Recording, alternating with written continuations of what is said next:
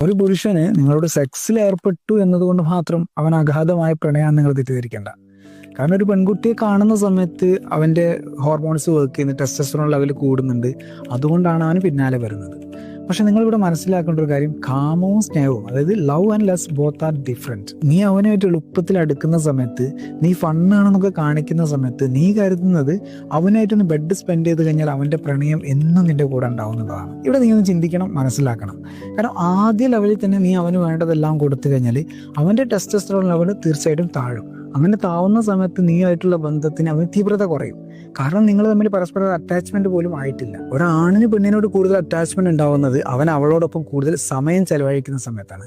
അങ്ങനെ വരുന്ന സമയത്താണ് അവന് ഓക്സിറ്റോസിനും വാസോപ്രസിനും ഒക്കെ അവന്റെ ശരീരത്തിൽ ഉണ്ടാവുന്നത്. അതിനാൽ തന്നെ ഒരു പുരുഷന് നിന്നോട് പ്രണയത്തിലാവുന്നത് നിന്നോടൊപ്പം സമയം ചെലവഴിക്കുമ്പോഴും നിനക്ക് വേണ്ടി കാര്യങ്ങൾ ചെയ്യുമ്പോഴും ഒക്കെയാണ്. നീ അവൻ ചെയ്ത കാര്യങ്ങൾ ഇങ്ങനെ എടുത്തു പറയുന്ന സമയത്ത് അവന്റെ ഓക്സിറ്റോസിൻ ലെവൽ കൂടുകയും അവൻ നീയുമായിട്ട് ചേർന്ന് നിൽക്കാൻ വേണ്ടി കൂടുതൽ ആഗ്രഹിക്കുകയും ചെയ്യും. കാരണം നീ അവനൊരു സംഭവമാണെന്ന് വിശ്വസിക്കുന്ന സമയത്ത് തന്നെ അത് തെളിയിക്കാൻ വേണ്ടി അവൻ കൂടുതലായിട്ട് ശ്രമിക്കുന്നതുമാണ്. അവൻ നിനക്ക് വേണ്ട കാര്യങ്ങളെല്ലാം നിനക്ക് വേണ്ടി ചെയ്തു തരുമ്പോഴാണ് ശരിക്കും അവൻ നിന്നോട് പ്രണയത്തിലാവുന്നത്.